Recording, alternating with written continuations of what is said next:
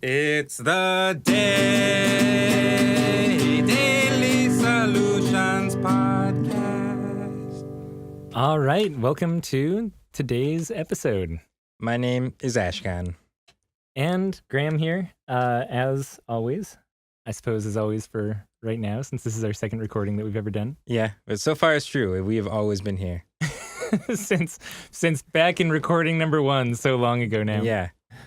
So, today's topic is, what's the youngest we should allow people to float in our float center? The youngest we should allow people to float. Well, And that's the collective we as an industry, I think, was the basis of the not just question. me and you. Yeah. Well, I think fundamentally, I would say I have no idea. That's like the basis of where we should start with this conversation. There's certainly no laws or anything, right? It's not like smoking or drinking or getting a driver's license. There's nothing out there that says people can only float above the stage. So in that sense, it's kind of up to you and what sort of risk you're willing to take on with your business.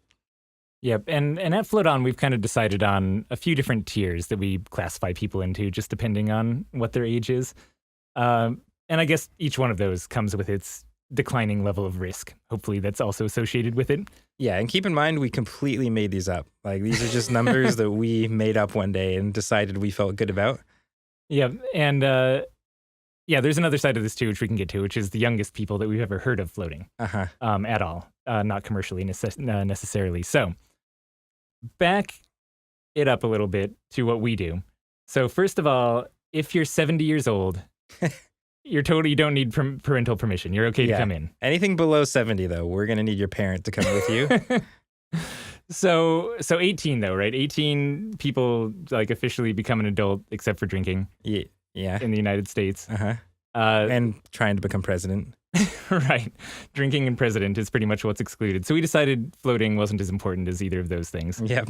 So 18 and over, fine. You're all good to go. I'm really 16 and over, I guess, for our center. You don't need parental permission or... 16? I thought our number was 13. For not needing parental permission? Yeah, or 12. 12 or 13. Here's what I thought was going on. Here, we have you tell us what you think is going on. I'm pretty sure that our rules are if you're younger than 13, you need a parent's permission. And if you're younger than 9, you need a parent to actually sit in the room with you while you're floating. So, bazinga, like I'm pretty sure... All right, I'm looking it up. So it's under 14. Under 14? Yep. Requires a parent's permission. This is the thing that's written in our thing? This is what's written in our official handbook that I'm looking up right now. Interesting. Yep. So under 14 requires 14. Where did that? I've never heard that number before. Parent's permission, and under 9 requires a parent to be in the float room. Okay. So as you can tell, these are not very firm. These aren't very firm recommendations or numbers that we're throwing out here. But at some point, we just decided to kind of draw a line and say, hey, kids under a certain age, it's probably best if their parents know what's going on in case something happens and that they have approval. And to us, that was the safe thing to do. And these numbers might change as things in the industry change too. Right now, I think everybody's a little on, the more extreme side of being cautious because everything's new and unknown, and we haven't done millions and millions and millions of floats to find these weird edge cases of what could go wrong. So, I mean, all this to say that I don't know of anything that's ever gone wrong with a person like underage floating in a float tank. No, and certainly not at that threshold of, being 13 years old or 12 years old or anything like that. Or do you know any story of someone like they floated but they were 5 and... Not true. I mean, so usually what has happened when we have someone who's 7 or 8 years old coming in to float tends to be the same thing from what I've seen both firsthand and reports from our staff, right? Which is people come in to float and they're 7 years old and they have their parent in the room and they get like 45 minutes in, and then I don't know whether it's because they're used to being in swimming pools or hot tubs or splashing around more, right? But they start kind of playing around more in the water and get water in their eyes. And being a young kid, that's just totally miserable. And they start crying and they get out and they shower off and like come out to the lobby. And the parent takes the other half of the float and then we hang out with the kid for 45 minutes. I think what's Right.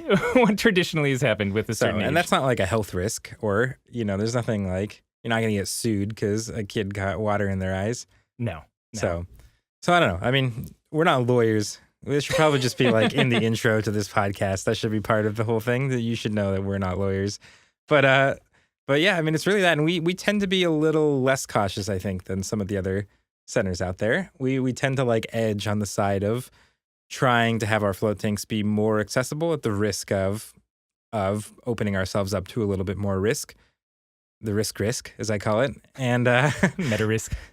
And so that's, again, we made these numbers up, and clearly we don't even know them that well. And I guess that's probably because this doesn't actually come up that often, right? Like, it's not like every week we have kids asking us to come in. Like, I can count on, like, two hands. I can count on, like, the numbers of stones in my driveway.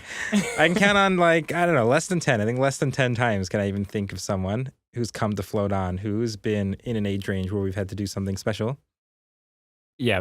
And some of the, I don't know, this is probably beyond the scope of the podcast, but I personally think that perhaps judging someone's maturity based solely on the number of years that they've orbited the sun, right, is kind of a strange way to... Fundamentally flawed. Yeah, right. So a good case, like we had an 11-year-old who came in to float with us, he's the one who found floating. Told his parents about it, got them to buy him a float and bring him down to the float center, and they weren't even floating at the same time. Went in, totally loved the experience, talked about it afterwards very cogently, and was just this super cool, mature young kid who was really into floating. And I'm just like, A, you're going to be awesome when you're an adult.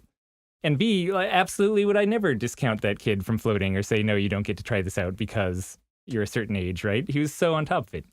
I mean, I think the real concern is one of two things, right? Like, one, are there some biological differences that would affect someone in a float tank at a young age, right? And like that would depend more on age, not exactly or perfectly, but relatively speaking. And two, like, if anything does happen, even if there aren't biological differences, if something does happen and it's a kid in there, like, that's just such a more intense situation to deal with than if that person was a adult going by their own responsibility and not being beholden to anybody else.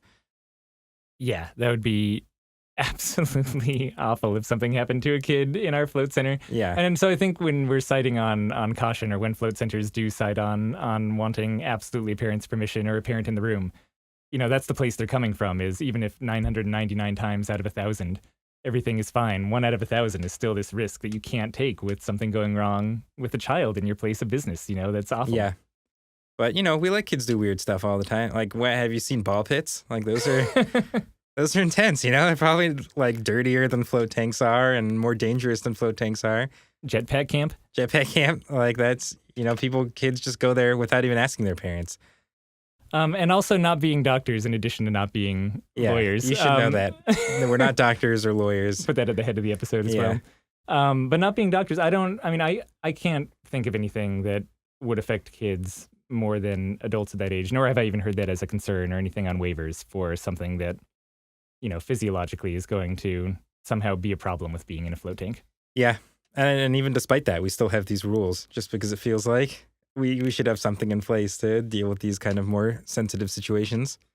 So there you go. There's your very concrete answer, which is it all depends. Yeah. And if you feel like being really rigorous, you can definitely consult with a lawyer and a doctor. Which we're also not. In order to, not doctors and lawyers, we are very rigorous in planning these episodes, I should say.